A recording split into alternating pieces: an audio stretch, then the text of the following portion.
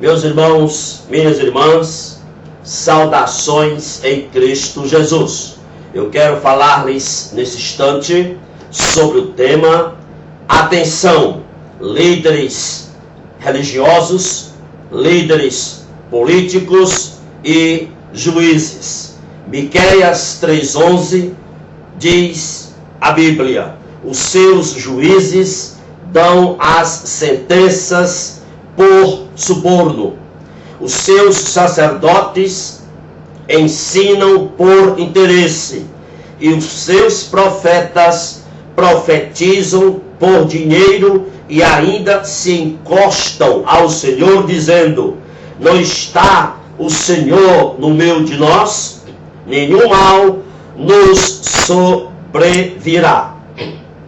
Meus irmãos, o profeta Miqueias prega contra os desmandos sociais de uma classe política ambiciosa e ávida por riquezas, e também prega contra líderes escrupulosos que não temem a Deus.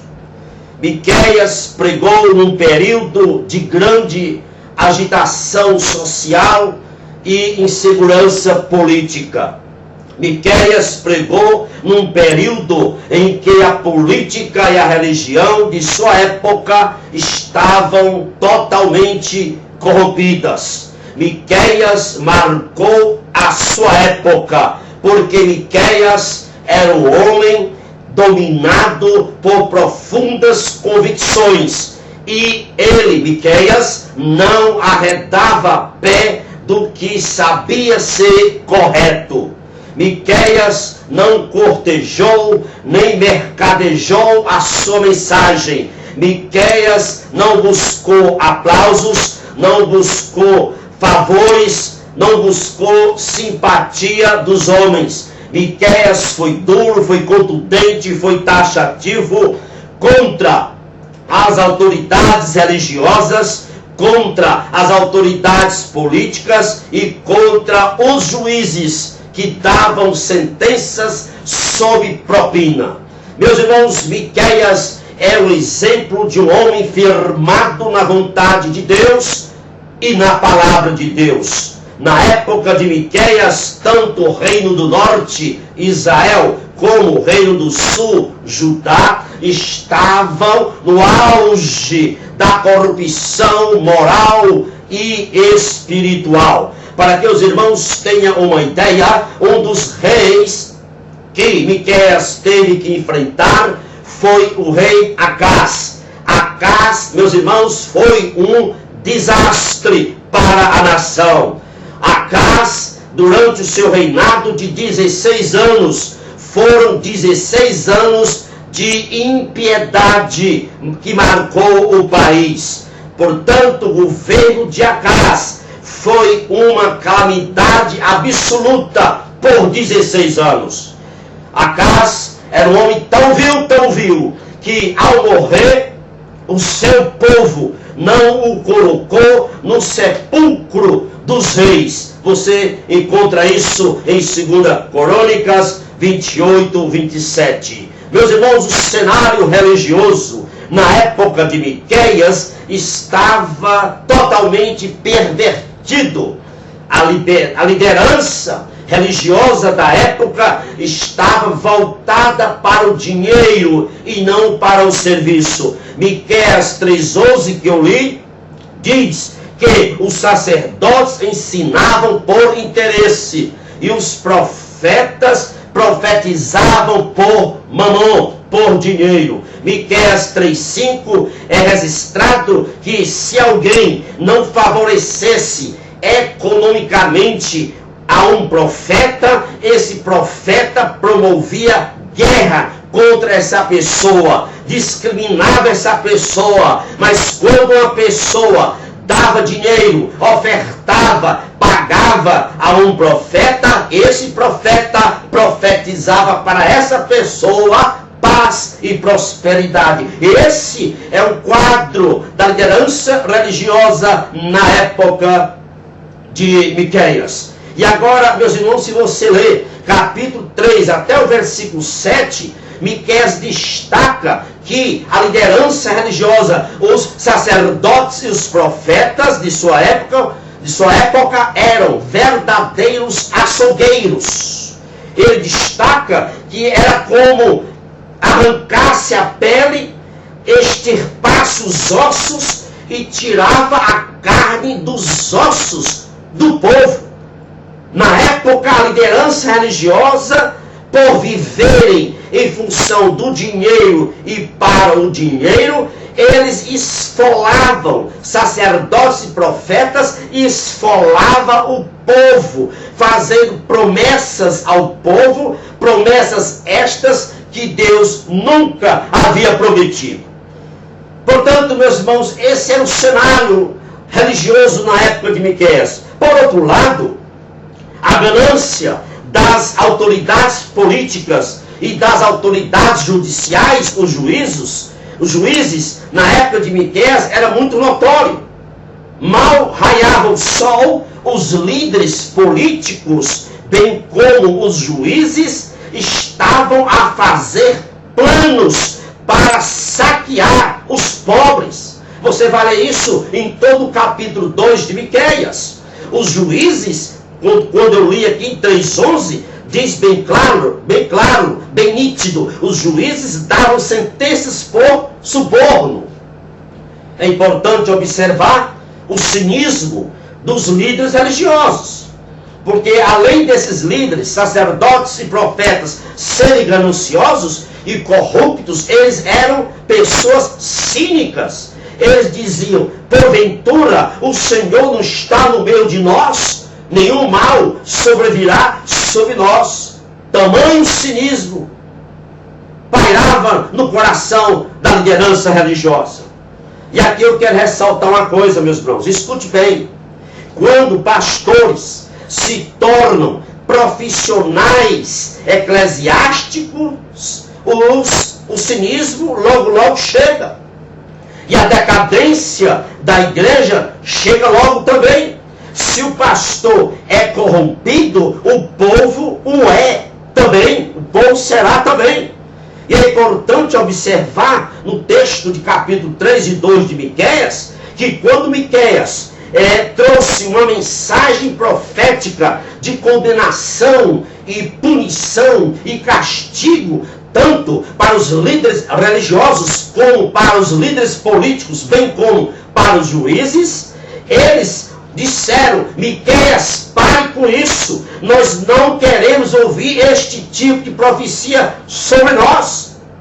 Eles queriam silenciar o profeta, eles queriam calar a boca do profeta, eles queriam amordaçar o profeta. Não me venha com essas profecias para cá, disseram os líderes religiosos, os líderes políticos e os juízes da época de Miqueias. Meus irmãos, mas Miqueias não contemporiza a sua pregação, não mede palavras, ele é taxativo, ele anuncia o juízo de Deus sobre os líderes religiosos, sobre os líderes políticos e sobre os juízes, apesar da oposição que esses faziam à palavra de Miqueias. Miqueias repeliu, rejeitou a ordem dada pelos líderes religiosos, os líderes políticos e os juízes, que tentavam obstacular a mensagem profética de Miqueias. Mas Miqueias, ele os acusa de explorarem os indefesos. Miqueias, os reprovou por desejarem pessoas mentirosas que apoiassem os seus crimes. Na época, os juízes, na época de Miqueias, procuravam falsas testemunhas para apoiarem os seus crimes. Meus irmãos, muitas pessoas pensam que Deus não tolera o pecado dos ímpios, mas tolera o pecado da igreja. Isso é um engano. Observe no capítulo 3 e 2 de Miqueias, que Deus anuncia o juízo de Deus pela boca do profeta Miqueias. Esse juízo vai tanto para a área religiosa, para os líderes religiosos, como vai para a área dos políticos da época e juízes da época. Meus irmãos, lamentavelmente, quando olhamos para a igreja antes da pandemia, é lamentável o que vemos. O que víamos antes da pandemia, o que imperava nas igrejas evangélicas brasileiras. Pastores gastaram fortunas na construção de megatemplos luxuosos. Ministério tornou-se emprego. Ministério tornou-se dinastia. Pastores presidentes começaram a consagrar seus filhos e seus genros ao pastorado.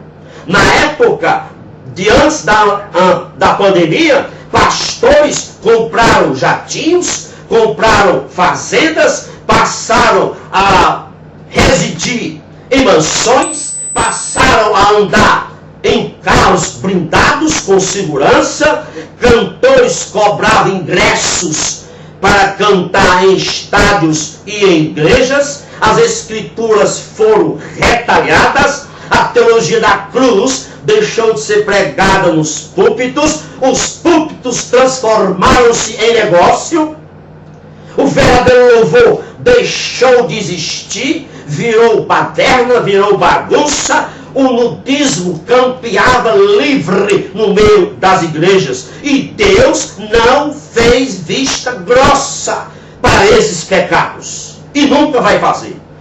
E aqui em Miqueias, nós vemos que Miqueias apontou o cativeiro como manifestação do juízo divino sobre o povo. Isto está registrado em Miqueias 2:10, que diz: levantai-vos, pois este não é lugar de descanso.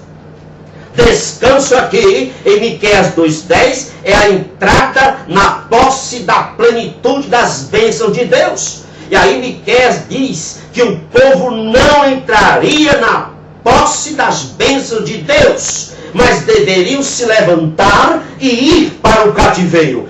Esse é o juízo de Deus naquela época sobre o povo. Meus irmãos, a pregação de Miqueias é atual e é abaradora, é tremenda. Nós estamos em cativeiro. A mão de Deus pesou sobre o mundo.